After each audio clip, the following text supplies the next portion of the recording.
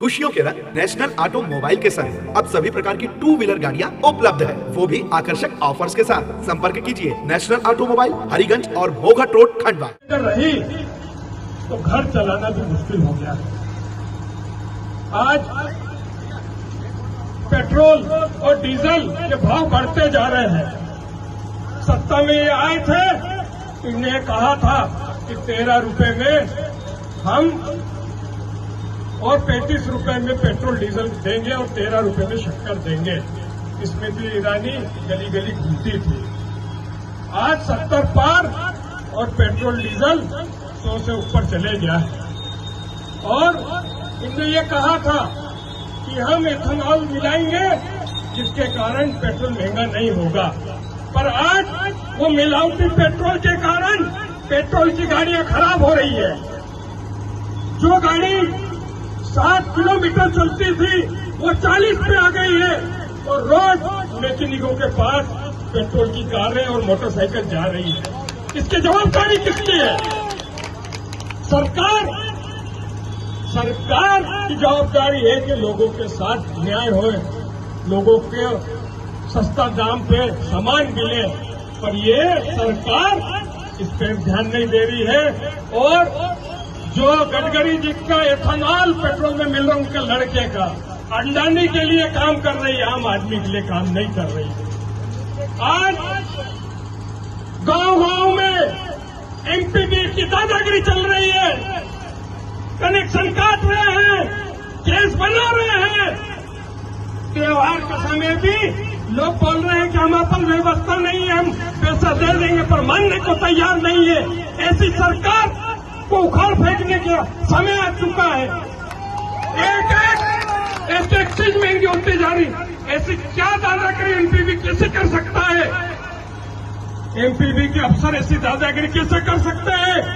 यहाँ के जनप्रतिनिधि जो विधायक, सांसद और सरकार में बैठे हैं, वो ये भूल चुके हैं कि इन लोगों के कारण ही, आम जनता के कारण ही वो सरकार में बैठे हैं, विधायक बन के बैठे हैं, सांसद बन के बैठे हैं। अगर अधिकारी ऐसी दादागिरी कर रहे हैं तो उसकी जिम्मेदारी भारतीय जनता पार्टी के एक एक जिम्मेदार पद पर बैठे लोगों की जवाबदारी है, क्योंकि आप सत्ता में बैठे हो।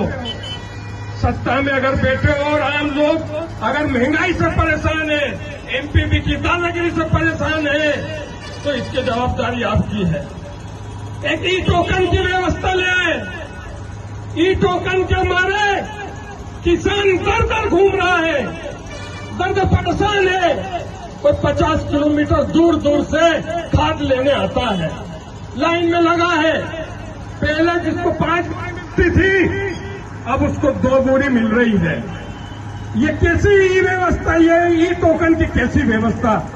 आम आदमी का जीना खराब कर दिया। और खाद भी नहीं मिल रहा है और खाद के भाव भी 3 गुना कर दिए हैं। ये ऐसी सरकार है। अरे खाद के भाव अगर बढ़ा रहे हो तो सोयाबीन के भाव बढ़ाओ, कपास के भाव बढ़ाओ, गेहूं के भाव बढ़ाओ, मक्के के भाव बढ़ाओ, पर ये किसानों के उपज का भाव नहीं बढ़ा रहे हैं, जिसमें उद्योगपति के जो लोग हैं उनको फायदा हो सके। ऐसा ये सरकार काम कर रही है। साथियों, राम को लाए हैं, राम को लाए हैं, ऐसा करके ये सत्ता में आए और आज राम मंदिर में हजारों करोड़ की चोरी हो गई। इसकी जिम्मेदारी किसकी है? जो सत्ता में लोग बैठे हैं। राम को लाए, लाने वाले को हम लाएंगे, तो भैया जिसने चोरी करी उसका भी तो हिसाब दोगे कि नहीं दोगे? साथियों, जो राम की नहीं हुए, जो राम के नाम पे जिन लोगों ने चंदा दिया, वो चंदा चोर पार्टी है। और मैं ये कहना चाहता हूँ कि जितने भी भारतीय जनता पार्टी के जो लोग हैं, जो चंदा चोर है, वो भारतीय जनता पार्टी के कार्यालय में बैठते हैं। वो चंपत राय जिसने चंदा चोरी करी, उसको क्लीन चिट क्यों दे दी? कांग्रेस पार्टी ये सवाल पूछना चाहती है, क्योंकि शुरू एक ईंट से लगा के बनाने तक आप और आप दिखे तो चंदा चोरी की भी, राम मंदिर में चंदा चोरी की भी आपकी जवाबदारी है। जनता पूछना चाहती है, आस्था के नाम पर, भगवान के नाम पर हमने चंदा दिया। यहाँ पे तमाम जितने भी लोग बैठे हैं, एक एक आदमी ने राम मंदिर में चंदा दिया। और जब चंदा चोरी हुआ, हर आदमी को दुख हुआ कि ये सरकार ने गलत किया है। और ऐसी सरकार जो राम के नाम पर सत्ता में नहीं है और राम भगवान का चंदा इन्हें चोरी कर लिया। आज की स्थिति में चीनी महंगी, हर चीज महंगी, डीएपी महंगी, खाद महंगा, पेट्रोल महंगा, एक एक चीज महंगी हो गई है। पर ये मन की बात करते हैं। अरे जन की बात समझोगे, आम आदमी की बात समझोगे तो ही आप सत्ता में रहोगे। और अब आदमी समझ चुका है कि ये सिर्फ और सिर्फ सत्ता में पाने के लिए रोज नए नए हथकंडे अपनाते हैं।